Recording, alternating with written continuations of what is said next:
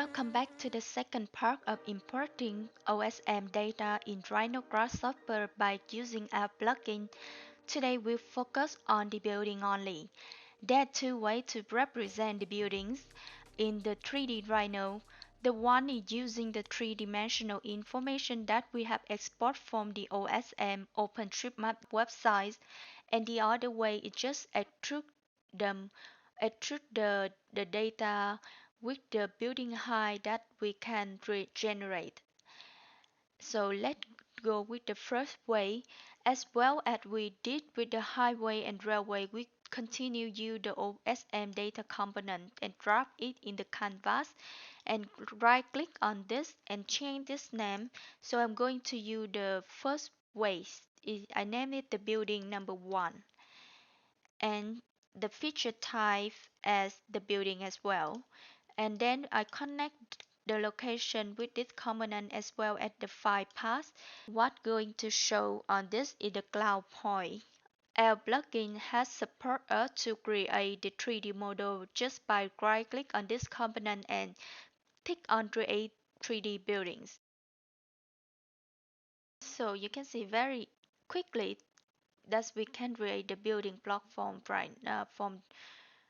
our plugin by reading the three-dimensional information come from OSM data. As we can see on the Rhino viewport, not all the building footprint here have been extruded. Only a small area in the middle of the map. The rest around is just the building footprint represent in flat surface. The reason why when the user who use the OpenStreetMap website to draw the building footprint with the indicated the high number or high level. So you will see the building automatically generate in 3D high, but with the no building high. It just represent at the flash surface.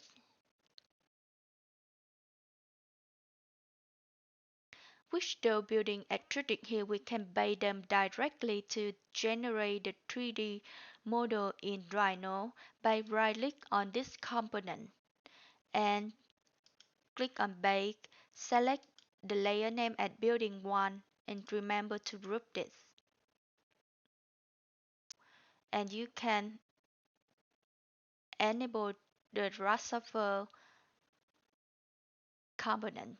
So the thing we show on Rhino viewport is only the polysurface created by baking action. But when you bake the model direct from this L component, it also bake not the polysurface but also the point. A lot of point here create a lot of mess in your model. So to delete the point, you're going to select tab here and use the filter. Unselect another component. Just select only point and select the element on the viewport. They only select point, so delete the point. This is not the C2 model that we expect. We expect that all the building here can be extruded in the is different level, not a flat surface like this.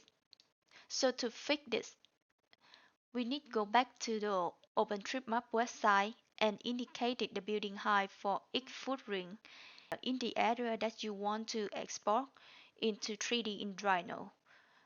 Or we are going to move to another way in Grasshopper to generate the building height.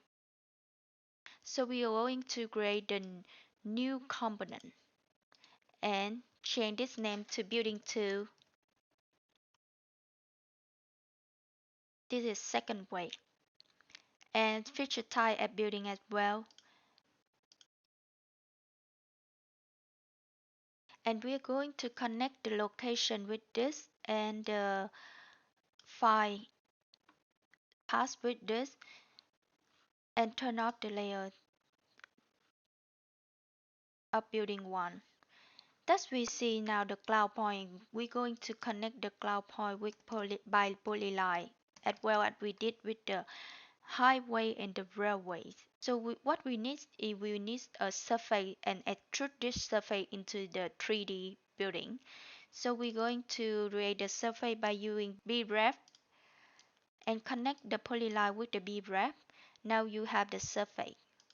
But the B-Ref turned to red. That means something go wrong because these polyline here are not the glow polyline.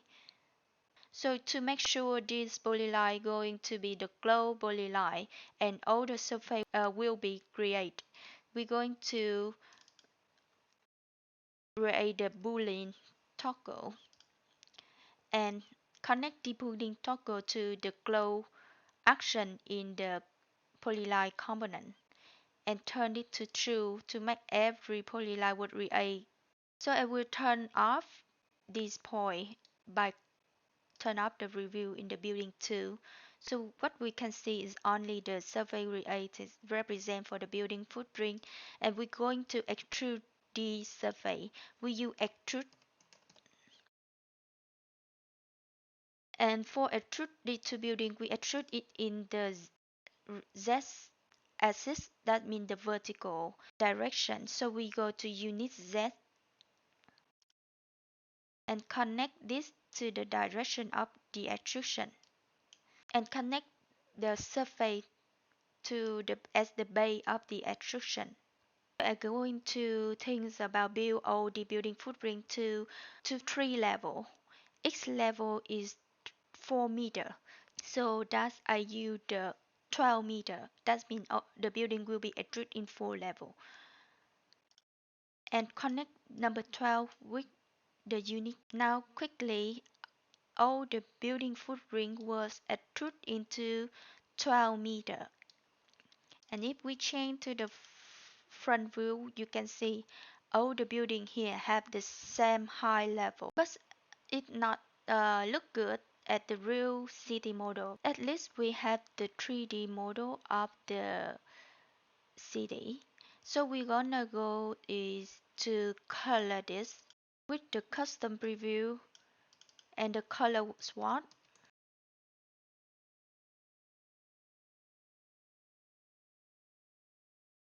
That's a simple way to extrude all the building footprint in the height that you want to build. And I'm going to base this. I base at the step of extrusion. I click on there and go and base this at the building number 2. Group this and press OK. Now we're going to group this system and click on this middle button and select the disable. I would like to show you another way to automatically randomly create the building height that will give you the result at very real visualize of the city that the area with different building height. So we're going to copy and drag it below and turn it on. We are going to change the name to number 3 and change the swatch. Okay. And what we are going to do is disconnect the number 12 with the Z direction by hold the control on your keyboard and drag from the beginning to the end to disconnect these things. So now after disconnect, what you have on the viewport is on the plus surface. So what we want to change is change in the random. So we use the random.